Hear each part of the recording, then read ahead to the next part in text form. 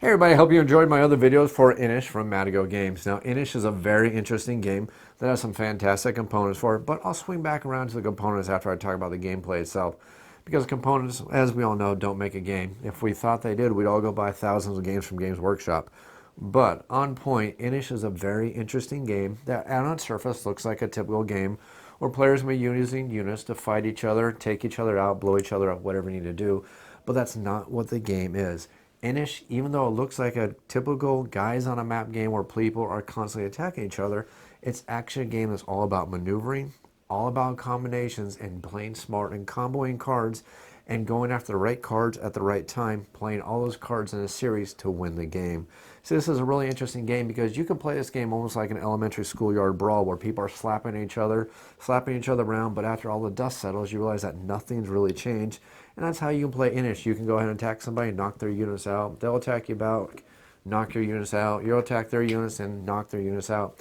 And you can basically slap box the game on for about 3 hours and probably have a pretty miserable experience because that's not what Inish is. This is a game that's all about smartly playing by taking these epic deed cards, which can help judge your strategies, because I'm not going to lie to you here, some of these epic strategy or these epic deed cards can be extremely powerful, and they can actually affect the kind of strategy you're having, to the point where you can actually draw one of these epic strategy or epic deed cards, look at the epic deed card, and right then and there decide that you're going to change how your strategy works. Not only that, the game does have a lot of area control mechanics, and it's not area control just because you want to fight and blow each other up. It's area control because these special locations of the board are going to give you these special advantage cards, which can help combo into the basic strategy and basic tactics of the game. See, Inish is a game that's completely 100% reliant upon the action cards. You cannot do anything in this game without the action cards, unless you start gaining other cards, but that's kind of an obvious statement. But at the very basic way that Inish plays, again, without the action cards, you really can't do anything. You're going to use these action cards to do everything you need to do in the game, from gaining these epic deed cards, from gaining these advantage cards, which is then going to allow you to go ahead and perform these chains, perform these combinations, which will allow you to eventually grab that pretender token and possibly win the game. And that's another thing that's really interesting about Inish that I think is going to be one of the most polarizing things about the game of Inish itself. See, the game of Inish is one of those games that's going to be played out over 2 phases every single round. The start of every single phase is basically going to be the preparation for the future round, is the best way I can describe it, because players are going to be fighting for first place, but it's all going to be done really quickly. We're going to draft a whole bunch of cards where we're going to be doing our strategy and trying to figure out exactly how we're going to play out that round based on the current status we have on the board, based on what we've gone for, and basically deciding how we want to play that round out and our strategies we want to play. So you have this on the surface, you have this very basic seeming game where it seems like you're just going to be playing out with these cards. But again, like I said, it's played out in a separate phase, where in the very first start of the phase, you're doing the preparation for the action for the season phase, and everything you do in that season phase is going to allow you during the next round to possibly, if you got that pretender token, to win the game. So you have this very interesting thing where you're trying to watch what the other players are doing, and you don't want to do that final move for the pretender token until you're ready to lock it in. So you could have a handful of 4 action cards on your turn, and you can look at everything you have in the hand, play an action card, and that's going to give you the ability to grab that pretender token, and that's probably the worst move you can ever do in the game, because as soon as you do that at the beginning of a season, it's going to telegraph to every single other opponent on the table exactly what you're going to do.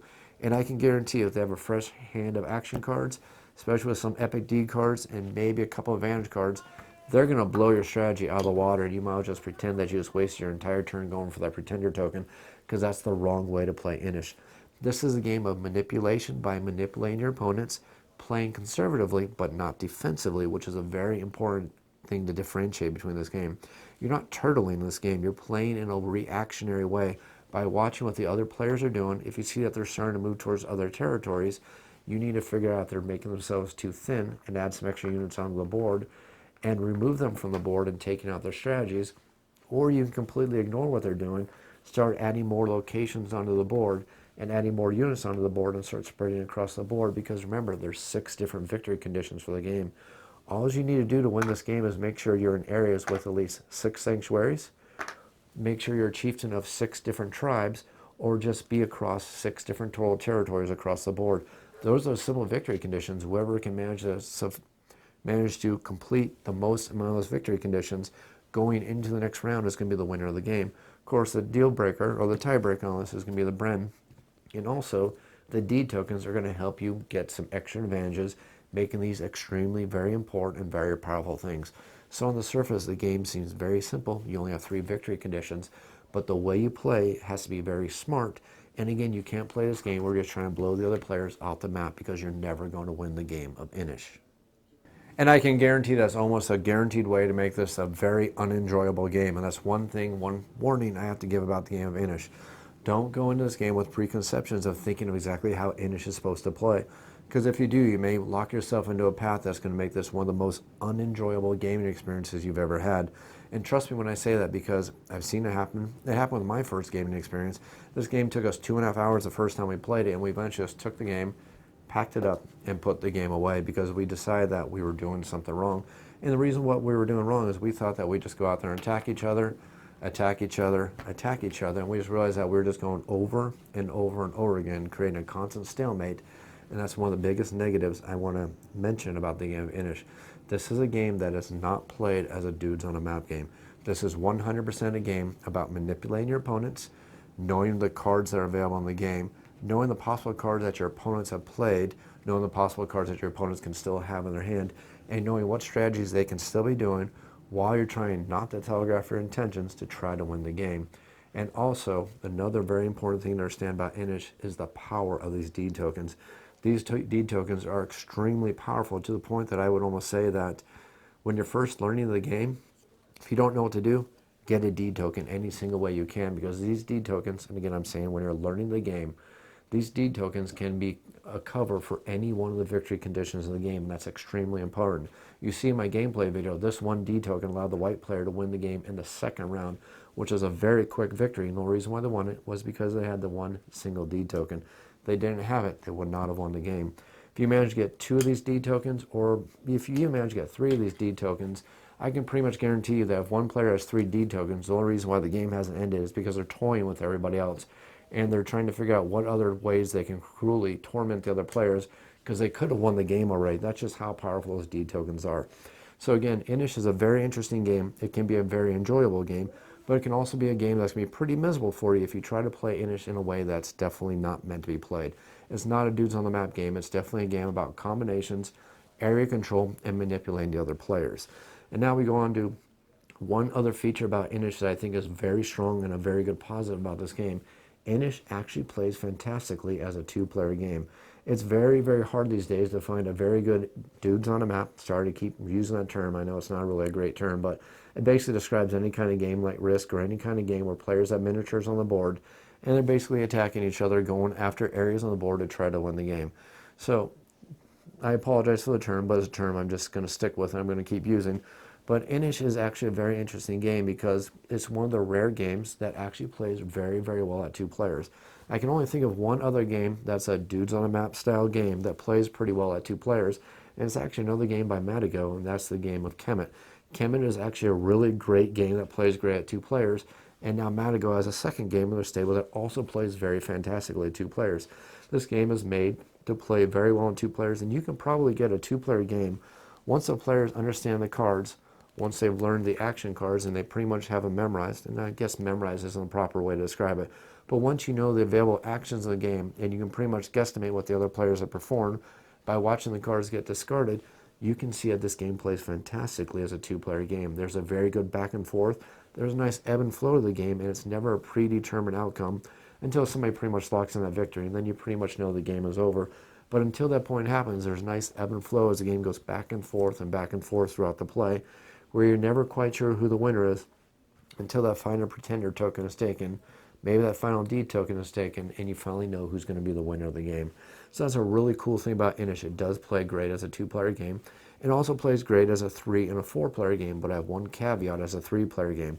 You have to be very, very careful with Inish as a 3-player game, because it's very, very easy to king make in Inish. If you have 2 players who are sitting there fighting constantly for one specific region of the board because they want that one advantage card, and they know that one advantage card is very fantastic and it's going to combo for them very, very well. If you have players constantly doing that, it's very easy for a 3rd player to move in while the other players are constantly squabbling over that one specific area and just manage to sneak in and win the game. So you have to be very careful about that in a 3-player game, and you have to watch very carefully. But again, that's part of the strategy, it's part of knowing the game, and also understand that in a 3-player game, each player only gets 4 of these action cards versus 6, which you get in a 2-player game.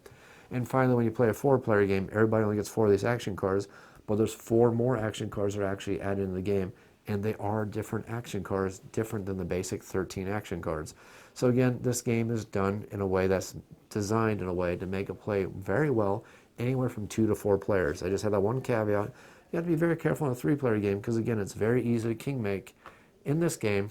And actually, king make's not even the right term I'm looking for, but it's very, very easy for 2 players to get bullheaded, fight each other over something that's not really that important, while a 3rd player goes over there and pulls the rug out from the other players and wins the game. So Inish plays great, 2 to 4 players, and finally the components of the game are really, really well done. These are thick cardboard tiles. These are actually large cardboard tiles. And I know at first when I looked at the game, I thought it was kind of crazy how they did this jigsaw pattern, how it cuts out there. But in the long run, I found it was actually very cool how they did that, because it means all the tiles interlock very well, and that means the tiles stay together very well. So that's really cool. There's some fantastic artwork in the game. Now, it's best way to describe it is it can be some very unique artwork. I like the artwork myself, but I can understand how not everybody's going to like the artwork, because it's very stylized artwork, especially on the cards. But you can see the fantastic artwork on the tiles. You can see that instead of cubes, which for a longest time was the predominant thing that we saw in every single Euro game out there, every single Euro game had to include cubes in it. So it's really cool that we get these little miniatures on the board, and even one extra nice touch. It's a totally pointless touch at this point, unless there's something coming in an expansion I don't know about. But there's actually different sculpts for every one of the teams. Every single team has 3 different sculpts. So it's very cool. So you have some very nice touches. You have these very nice touches with the citadels, the capital citadel, the regular citadels, and even the sanctuary. So you have some fantastic components. Overall, the game just looks absolutely fantastic. The cards are very easy to understand. There's a couple cards that may be a little bit questionable, but there's been an FAQ put out to make sure you understand how those cards work. So overall, Inish, I think, is just a really good game for the right target audience. It plays really well at multiple player accounts, and I think it's just a great game that if you enjoy it, you're not looking for dudes on a map, you're looking for a good strategy game where tactics are important, watching what the other players are doing, and doing a little bit of card counting, and doing a little comboing is something you like, then Inish is a game you're going to enjoy. Hope you enjoyed this video. I hope you enjoyed this video series for Inish. If you have any comments or questions, make sure you leave them down in the YouTube comments down below. I'll be sure to answer them as quickly as I can. You can also feel free to email me at offtheshelfboardgamereviews. That's otsbgr@gmail.com.